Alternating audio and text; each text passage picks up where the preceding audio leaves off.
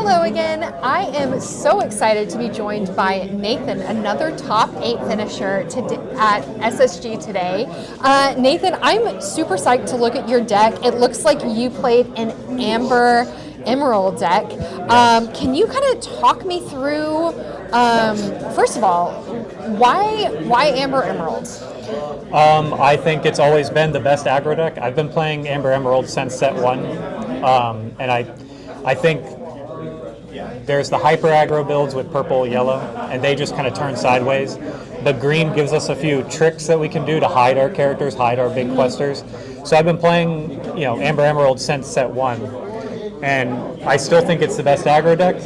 And a lot of people, I'll sit down and I'll play turn 1 lady, and they'll say, "Oh, it's Turnidogs," and I kind of have to bite my lip and be like, "Yeah, sure, yeah." Because this is not Turnidogs. This is just in time for Lemon Lime. Okay. It is going to be doing a very different thing than Turnidogs does, and that does usually throw people off because they're expecting this to operate like Turnidogs.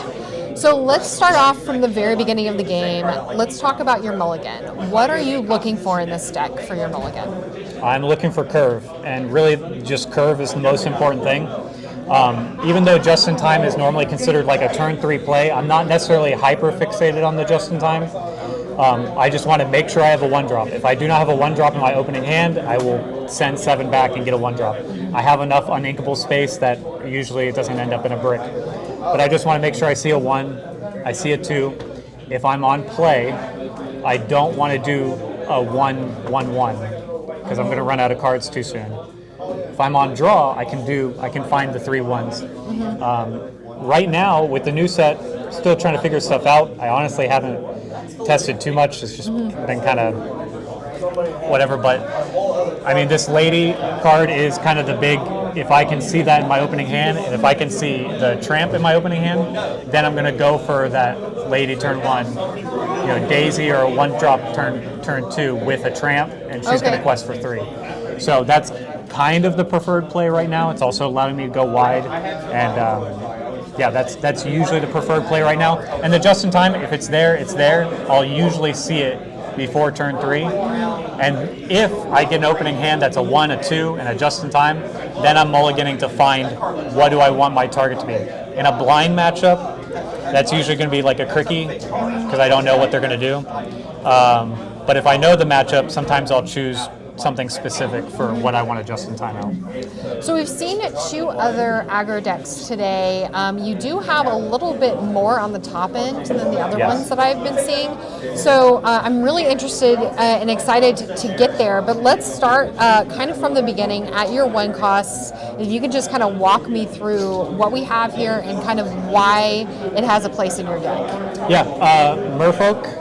I want to quest for 2. I want to go fast.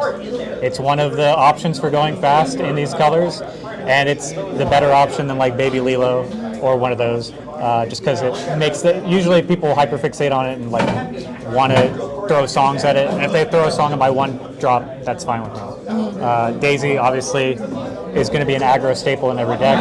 Unfortunately, there is the drawback of Daisy is the fact that you're getting people to answers faster. If I'm playing against red-blue, I'm getting to them to that Sisu faster, which is always scary, but she has to be in the deck just because she is what she is. Pegasus, I do have 4 Pegasus and 4 of the shift line.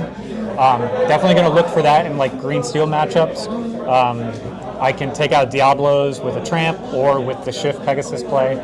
And also, it kind of tends to be sticky into non-steel matchups where they have songs and stuff. It can stick around for a long time. And then this card is the best card in set 8, in my opinion. I know people are going to debate that, but the 1-cost lady is everything that Lemon Lime needed. The other 1-cost lady was uninkable, and it would clog up your hand. But the 1-cost lady being inkable, this one, really frees up the fact that I now have a shift target. I can ink it if needed, and also it's a massive lore threat questing for 3 when you get things like the tramp, or if you get a just-in-time Cricky. I mean, there's plays where you can do turn 1 lady, turn 2 lady tramp, quest for 3, turn 3 just-in-time Cricky. You're at 10 on turn 3. Oh my gosh! So it's very, very fast, and that's my 1-drops.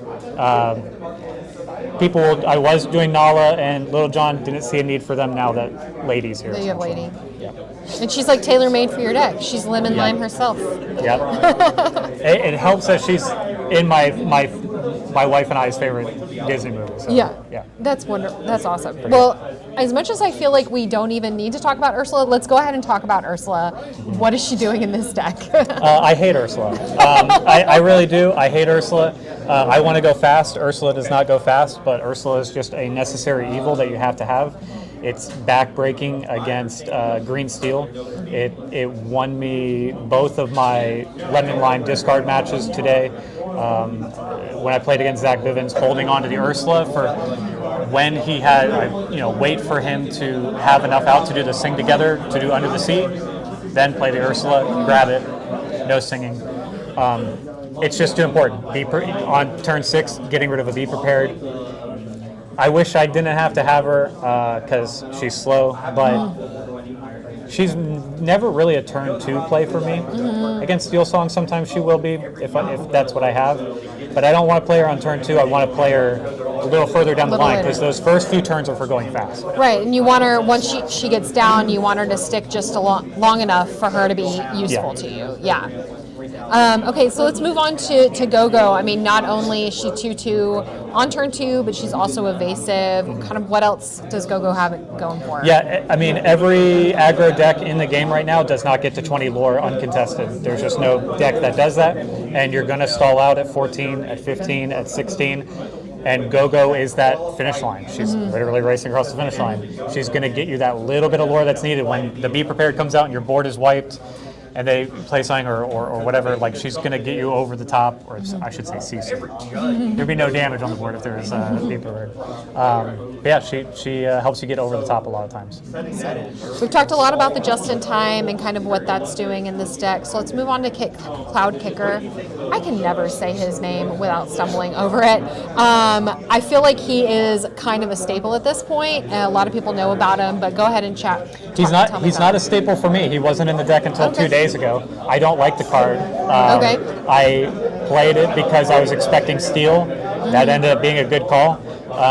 Being able to push back. I know people get freaked out when they see Singer Ariel come down and it goes through cards. And they're like, well, I wouldn't want a Kit and she could do more cards again, but you do. You just don't want a Singer on the board. So getting rid of Ariel, getting rid of the Singer Ursula, getting rid of Diablo. If you're in a green steel or amber steel heavy meta, you just kind of have to have Cloud Kicker because if I'm doing my aggro stuff early and they're putting down answers, I could just delay the answers that long. Normally in this spot, if I'm in a different meta, I like Jacques just because it's another Rapunzel body, a 1/4, and it gives you some control with Reckless to set up Rapunzels. But 2 days ago, I was like, nope, there's too much Steel Song, there's too much green steel. Cloud Kicker's got to go in the deck. So, we're only at a 4 cost, but I want to say we're getting to the top end of your deck at this point. And there's a lot of top end. And yeah, there is a lot of top end here, which I feel like is not necessarily something you'll see with an aggro deck. So talk me through your top end and kind of why you have so much of it in this deck. Well, I have so much of it because I get it out on turn 3. I know a lot of turn dog players love their Crickies. I know a lot of green-purple players love their Crickies. That's a turn 5 play. I get Cricky out on turn 3. So it doesn't feel like a 5 cost to me when it's happening on turn 3. And a just-in-time Cricky is backbreaking, right? Like if a Singer, even a Cinderella turns sideways, and you still have like an Ursula down, or if an Ariel turns sideways, or anything turns sideways, and you get the just-in-time Cricky, it sets up the entire game. And all these are essentially built with just-in-time in mind. The just-in-time Rapunzel, people are not expecting a turn 3 Rapunzel, and sometimes they'll let you get that. Sven is here mostly because Goofy as a top end as well. I'm not normally just-in-time in Goofy. He's usually coming out to close out a game. And if I do get him down, Sven readying him is just kind of uninteractable for most decks. Yeah. Unless they're playing Under the Sea or Sisu. They just can't interact with it. I was in my match just now, which I completely did several misplays, but I was hoping and praying that Goofy would come off the top, because I knew that if a Goofy came off the top, the game would be over. Unfortunately, he failed me there. Maybe I should have had 4 of them, I don't know. But yeah, the Sven, just for that ready, that uninteractableness. He's also a 3/3, which is a decent body. Rapunzel, you gotta have Rapunzel. Shift Pegasus. went to 4 of not too long ago just because Diablo's a big deal. It can help me kill Diablo. Making stuff evasive is cool. This is, in conjunction with Lady, the best card in the deck. A lot of people think like, oh, Just in Time is just a turn 3 play. With this Lady, it's no longer just a turn 3 play, because I can do a if I'm at 5 ink, I can Just in Time Lady, get 2 cards back, and play them immediately. So the Lady won me a ton of matches. It's the most important card in the deck as far as keeping gas going, and I can brick and end up at 3 or 4 ink.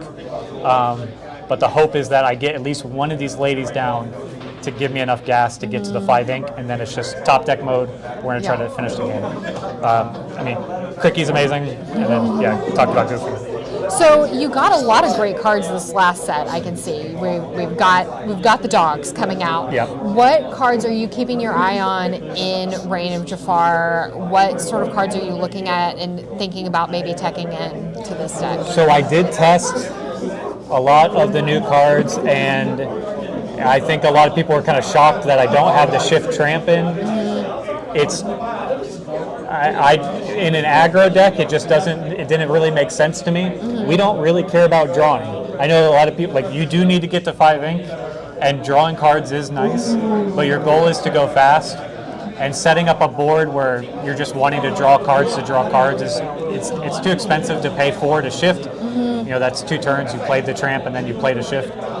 And then a lot of times it'll get killed right away and you'll get 1 card back, and then you just had a 2 for 1. And it just wasn't doing very well in testing. The only set 8 card I ended up with is the Lady. I mean, that's all I needed. I definitely want to play more with, I did have Darling Deer in as well until 2 days ago. Just to try to get over that hump like Goofy kind of does. But I like Darling Deer. I was playing a little bit with Jacques. I was playing a little bit with the 3-cost Tramp. But all those lines, other than Darling Deer, are not going fast enough. I think you have to go fast, and you need to, if you're going to do aggro, you need to focus on that. The reason that I don't like Chernodogs is because it's a combo deck where you're kind of putting stuff down, you're setting up a board, and then you're playing this big Tramp combo play. But nothing's turning sideways for 1, 2, 3 turns. Right. And if you get disrupted during that, the combo's over, and you're kind of done. For me, everything's turning sideways and everything's dying, and then this card's getting them back, and then I'm just playing them again. And I'm going to run out of gas, but it'll be at 18, and Gogo will get it, or it'll be at 19, I'll play a Goofy, or it'll be at 20 because they never found an answer.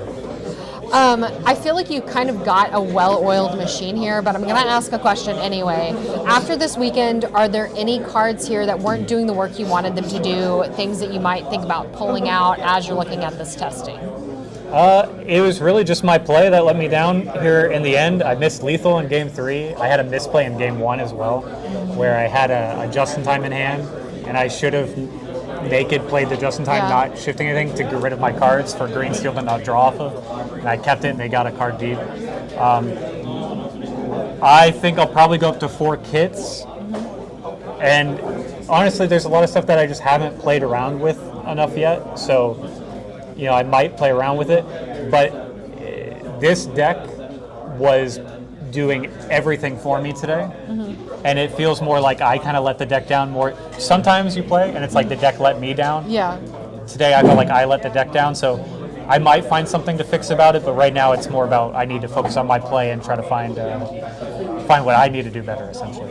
Well, regardless, you had an incredible run today, Nathan. Congratulations. It was a joy to watch you play throughout the day. And thank you for sitting down and chatting with us about your deck.